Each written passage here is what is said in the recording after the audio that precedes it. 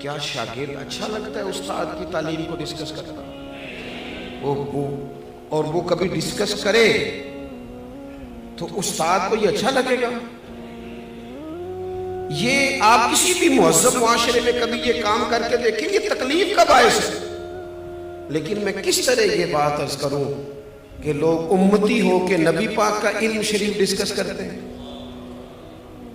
وہ لے کے بیٹھے ہیں اپنے پاس کاغذ قلم اور لے کے بیٹھے ہیں حدود اربع کہ ہم بتائیں گے اتنا تھا اتنا نہیں تھا۔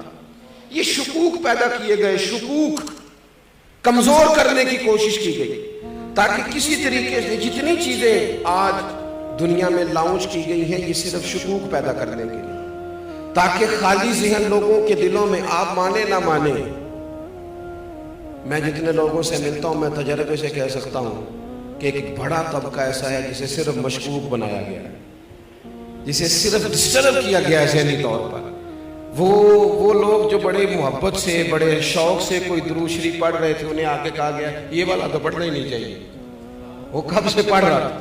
مشکوک کرنے کی سازش کی گئی۔ اسی طرح سے ایک بندہ مرزا غلام قادیانی، اچھا اعلیٰ حضرت نے جہاں بھی لکھا ہے غلام احمد قادیانی نے لکھا، مرزا غلام قادیانی بس، اس کو تیار کیا گیا۔ آپ دیکھیں کہ ایسا بیوقوف آدمی لانچ کیا گیا مارکیٹ میں۔ وہ آیا پہلے سادھو بن کے، وہ ہم دم کرانے بھی تو جس کے مرضی پاس چلے جاتے ہیں نا، یہ بھی کوئی کرائیٹیریا نہیں جی، یعنی وہ بابا جی سادے ہیں جی، کیوں سادے ہیں؟ کہتے ہیں نہائے نہیں مہینہ ہو گیا۔ میں نے کہا سادہ ہونا اور گندا ہونا ان میں فرق ہے۔ سادہ تو وہ شخص ہوتا ہے جس کو کوئی مہنگے کپڑوں کا شوق نہ ہو، کوئی مطلب اسے پروٹوکول کا شوق نہ ہو۔ سادگی کا کیا مطلب ہے کہ بندہ منہ نہ دھوئے؟ یہ کہاں کی سادگی ہے؟ تو پہلے کبھی وہ سادھو بن کے آیا، کبھی کچھ بن کے آیا، پھر اس نے نا چونکہ باقاعدہ وظیفہ خور تھا، اس نے پھر عجیب و غریب دعوے شروع کیے۔ اس نے کہا معاذ اللہ میں نبی ہوں۔ اور آپ کو بتاؤں یہ علماء کے لیے بات انوکھی نہیں تھی، کیونکہ رسول کریم نے فرما دیا تھا، محبوب نے پہلے ہی سمجھا دیا تھا، فرمایا 30 جھوٹے لوگ ہوں گے جو دعوی نبوت کریں گے، اور 2 تو حضور کے ظاہری زمانے میں ہی آ گئے، ظاہری زمانے میں آ گئے۔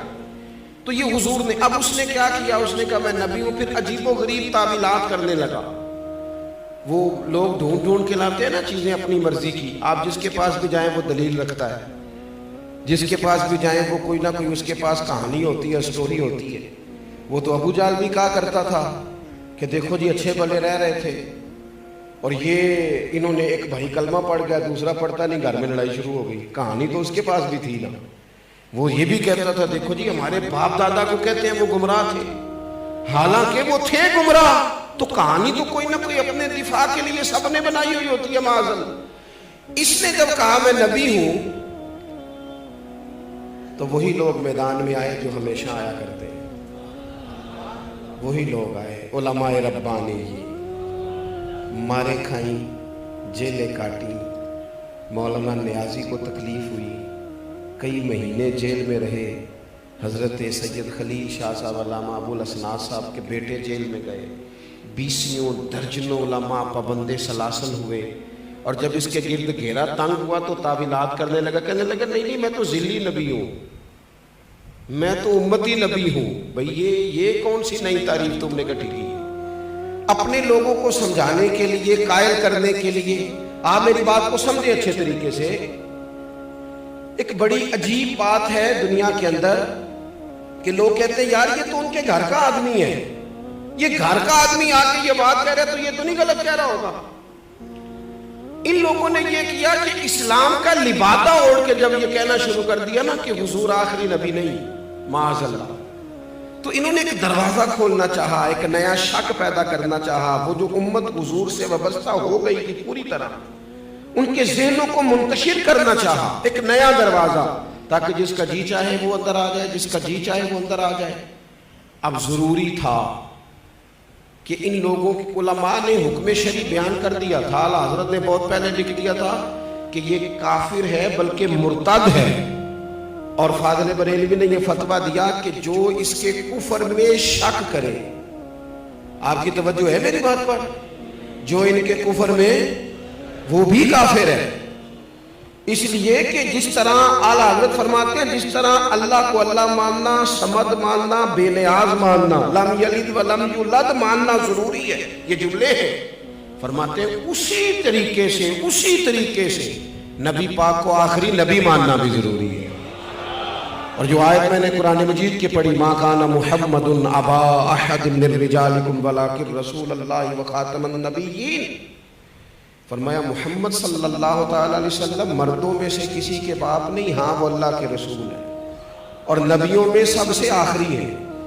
اور آپ کو درجنوں اور سینکڑوں احادیث ملے گی، کسی میں وضاحت کے ساتھ اور کسی میں کنایے کے ساتھ، اور حضور نے نا باریک کر کے مسئلہ ختم نبوت بیان کیا، کہیں شک نہ پیدا ہو جائے، باریک کر کے کسی جگہ شک نہ پیدا ہو، یعنی ذرا بھی گنجائش نہیں دی، ذرا بھی۔ فرمایا میرے بعد اگر نبی ہوتے تو عمر بن خطاب ہوتے، اور ساتھ ہی فرما دیا ہوں میں آخری نبی، میرے بعد ہوگا کوئی بھی نہیں۔ یہاں تک بھی اگر بات ہو جاتی تو سمجھ میں آتی تھی، لیکن وہ جو اگر کوئی تھوڑی سی گنجائش نکالنا چاہے تو بند کیا وہ دروازہ۔ نبی پاک علیہ السلام نے حضرت مولا علی شیر خدا سے فرمایا تم میرے لیے اسی طرح ہو جس طرح حضرت موسیٰ علیہ السلام کے ساتھ حضرت ہارون علیہ السلام ان کے بھائی تھے، کیونکہ حضرت ہارون بھی نبی تھے، حضرت موسیٰ بھی نبی تھے۔ اب محبوب کریم نے اس دروازے کو فوراً بند کیا۔ یہاں تک بھی بات ہو جاتی تو امت سمجھ جاتی کہ یہ بھائی بھائی کی تمثیل ہے۔ حضور نے ایک اور مقام پہ بھی کہا علی میرے بھائی ہیں دنیا اور آخرت میں، لیکن حضور نے انہیں کہا ہے، انہوں نے نہیں کہا نبی پاک کو کہ بھائی ہیں، انہوں نے جب بھی کہا یا رسول اللہ ہی کہا ہے۔ نبی پاک صلی اللہ تعالیٰ علیہ وآلہ وسلم نے کہا میرے لیے علی اسی طرح ہے جس طرح حضرت موسیٰ کے لیے ہارون تھے، لیکن ساتھ ہی پھر وضاحت کی، فرمایا یہ یاد رکھنا میرے بعد نبی کوئی نہیں۔ یعنی یہاں کوئی آدمی اگر یہ تعویل کرنے کی کوشش بھی کرے کہ دیکھو کیا بیان ہو رہا ہے، تو وضاحت اور درجنوں جگہ پہ محبوب پاک علیہ السلام نے اس کی مکمل وضاحت کی، مکمل۔ اب مرزا قادیانی جب میدان میں آ گیا تو یہ جو ہمارے ہوتے ہیں نا سیاسی زعماء، یہ جو لوگ جو پارٹیاں الیکشن میں آتی ہیں،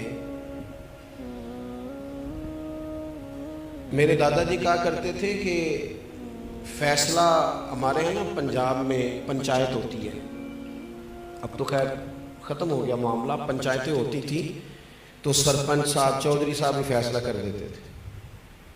تو دادا جان فرمایا کرتے تھے کہ جو چودھری اور جو سرپنچ الیکشن لڑنے لگتا تھا پھر ہم اس سے فیصلہ نہیں کراتے تھے، اس لیے کہ اس نے دونوں پارٹیوں سے ووٹ لے لیا، وہ کسی کو ناراض کرنے کی کوشش ہے، اس کے ووٹ کم ہو جاتے تھے۔